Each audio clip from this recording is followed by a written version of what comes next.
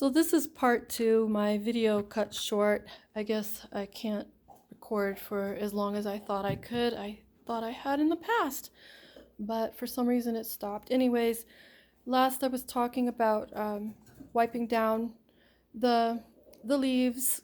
You can use a paper towel. Just use like lukewarm, warmish water and squeeze it out really good.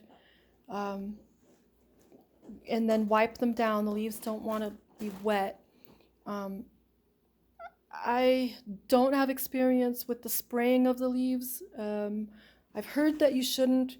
I've regarded that suggestion and have not sprayed mine, and I've done pretty well not spraying my leaves. I hardly wipe them off, and I mean, this thing, she just wants to live. She wants to live so bad, and she lives so well. Little queen.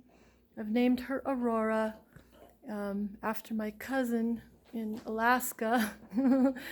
So, yeah, don't over fret your little orchids. You can see like even where the black is, there's still the they're the roots are green and they want to live. They're very happy little plants.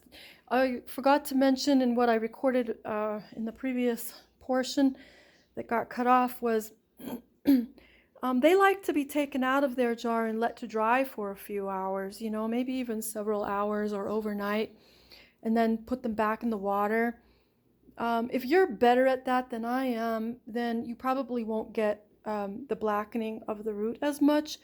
But I wanted to go over that part too, kind of revisit it, is when they're in the forest sitting in trees and they have their roots dangling in a little water source, that water sits sometimes. It goes a little stagnant, and that's okay. It gets the same issues in the jungle that it's going to have in this jar. All you have to remember is freshen it up. You don't have to freshen it up every day, but definitely I would recommend, well, it depends on how warm your area is, but the warmer it is, the faster it'll slime up. But just keep,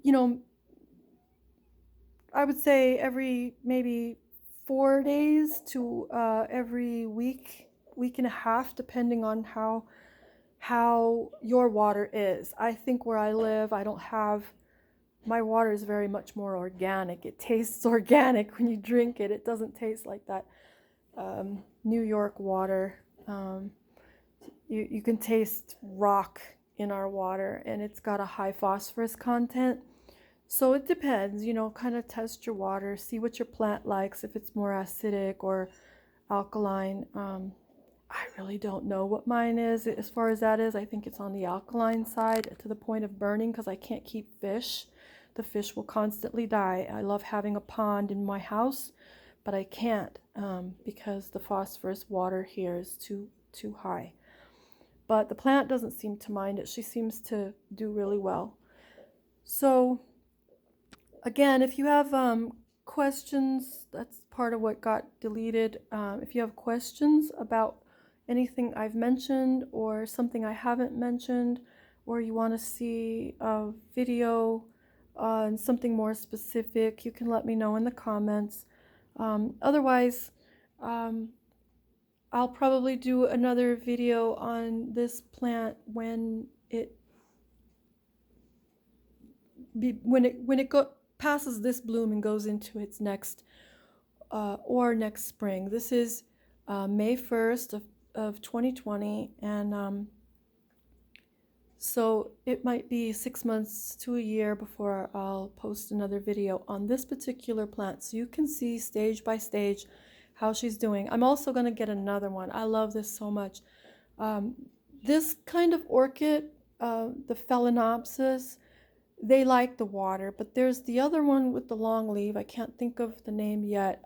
They don't care much for being in the water, although I'd kind of like to try it, but I don't want to waste my money or my precious plant experimenting too much, so I'm not sure what type I'll get.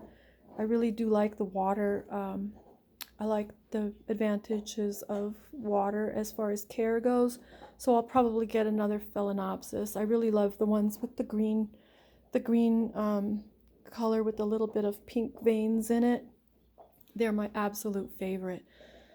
But anyway, I hope you've enjoyed this video, and I will see you in the next video.